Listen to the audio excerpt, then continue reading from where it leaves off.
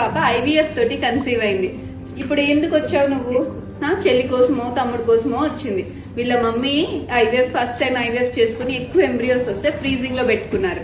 So ఆ freezing లో ఉన్న ఎంబ్రియోస్ మళ్ళీ పెట్టించుకొని సెకండ్ సిబ్లింగ్ కోసం వచ్చారు. చాలా మంది ఏమనుకుంటారు అని అంటే ఐవీఎఫ్ లో ఎంబ్రియోస్ ఫ్రీజింగ్ లో పెట్టినప్పుడు 2-3 years అయిపోయినప్పుడు ఎంబ్రియోస్ క్వాలిటీ తగ్గిపోతాయేమో, ఎక్స్పైరీ అయిపోతాయేమో, అలాంటి ఫ్రీజింగ్ లో ఉన్న ఎంబ్రియోస్ పెట్టించుకుంటే సక్సెస్ తక్కువ ఉంటుంది, బేబీస్ కి ఏమైనా ఇబ్బంది ఉంటాయేమో అని అనుకుంటారు.